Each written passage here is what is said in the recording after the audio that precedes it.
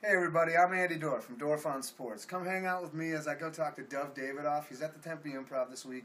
Really good interview. I mean, sick stuff. The guy's funny. He's got stuff about sports, which is what I do. Should be great. Come check it out. Dov Davidoff, Tempe Improv, Dorf on Sports. Come on! And Fred, we are now going to jump out to Dov Davidoff, who is at the Tempe Improv this weekend.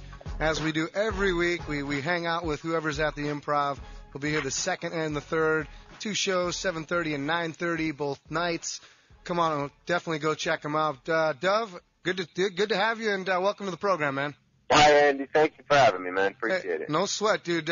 Question, man. Are you a sports fan? I know you're from Manhattan, so you gotta have a little bit of Boston flavor in you, I'm assuming. I'm actually, man. I mean, I'm a huge fight fan. I mean, if it's got a ball, I get into the playoffs a little bit. I'm generally an underdog guy. So you said a fight guy. So what do you think of? Huge fight guy. Okay, so what do you think of Pacquiao, and what do you think of? Yeah, the problem with Pacquiao, and again, I mean, he's a Hall of Fame fighter. It's that he's defensively he's going to have big problems with Mayweather. I mean, Marquez sort of exposed that. It's like you get a smart counter puncher, and it's not so easy. And then Mayweather's going to be defensive, and the fight's not going to be as good as it's being built up to be. Well, I think it, hey, it'd be interesting because I've seen him on Leno, and I know you've done your run, NBC and all those things, Leno, Kilborn, all those guys. I know you've been there too, but I saw him and he said that he would be willing to do an all or nothing payout for the winner. That would be really interesting. That would. I mean, how exciting would that be? That would be very exciting. Listen, it's not going to happen. No. Because there's just too much at stake. But, no, maybe very exciting, yeah. But maybe the loser gets like $1 million, just for getting his butt kicked, and then the other guy gets the big payday. You know what I'm saying? But yeah. No, listen, I would love to see something like that. And by the way, we do have Fred Wallin, who's with us in Los Angeles. Fred, do you want to throw something at Dov? Dov, I just read on the internet you were in Invincible. I saw that movie 4 or 5 times. Who did you play in Invincible? I was Johnny. I'm the best friend who doesn't want us to make it. I'm the guy at the bar with the long hair and the mustache. Oh my God! Yeah, you were great. And I love that movie. I try and do the right thing. No. Listen, my act is much better than whatever I was doing in that film. But man. Yeah. Thanks.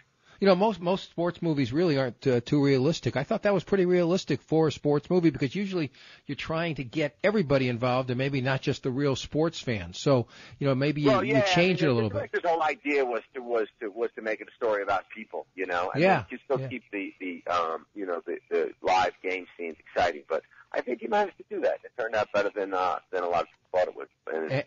And I thought Greg Kinnear did a very good Dick Vermeil.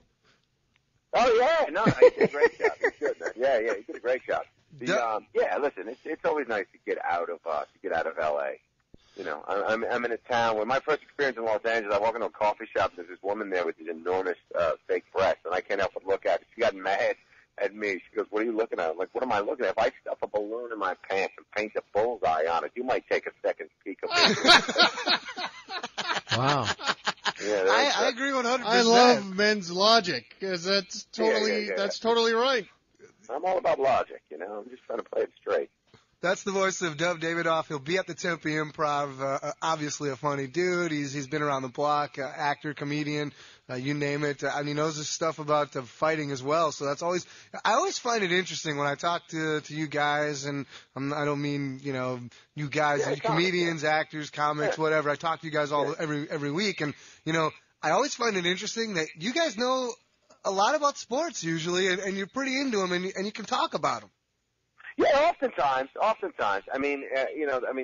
listen, it's a nice respite. Like the idea of sports is, I love any business where it's more sort of it's more kind of mathematical. Like if you can run to there faster than I can, it's definitive. In this business, like whether or not a television show works, it doesn't always have much to do with any one one person, or their ability. And so it's a nice sort of experience to have, to be able to watch something that takes place like that in a way that is very different from what we do here. Yeah, most definitely. So you said you're a fight guy, but the NFL is on. I mean, you got to have an NFL team that you follow. It depends on. I really get more into the playoffs. I don't follow too closely. I'm too busy dealing with. I'm also every night, every now and then on the weekend I get some time, but at night I'm usually in the clubs, even on Mondays. What do you think of the NBA being back in session, man? We'll see how it goes. I mean, it's nice to have it back, I guess, but I don't have much of a dog in the fight. I don't really care whether or not LeBron has a job. God love him. No, I hear you there, man. But I do think it is a make or break season for the guy this year. If he doesn't win the title in Miami, I think you can call that thing a complete failure and disaster, if you ask me. But I think you got a point. I mean, when you have those kind of resources and expectations are what they are, you keep going the other way. It's like you just wonder whether or not he's got it. But no, I mean, I'm willing to give those guys a pass on the first year. Okay, they kind of had to get that chemistry, but this year, they know each other, okay? And if they don't know how to win with each other, exactly. They got to be able to make it happen this year. Otherwise, I think it's a complete failure. But what do you think about this Penn State thing, man? I mean, we'll just kind of go around the horn with you about sports. But what do you think about the Penn State deal? Well, I haven't followed it that closely. It just seems like, whether it's universities, and didn't somebing else just popped up about somebody else. It's like Syracuse. Syracuse with the Fine guy, Bernie Fine, Boeheim's assistant. It seems like there's such a vested interest in keeping the status quo and maintaining a positive public relations machine that, regardless of what's going on behind the scenes, you're not really hearing about it until it's too late.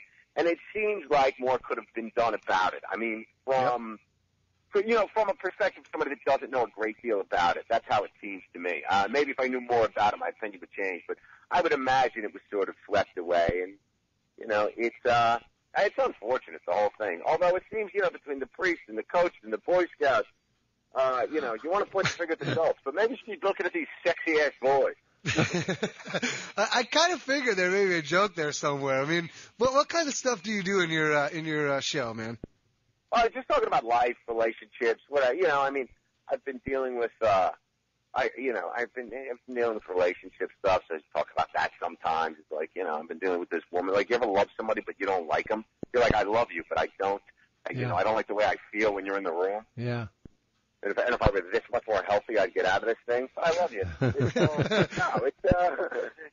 a hustle, man. Hey, Dev, let me ask you a question. Yeah.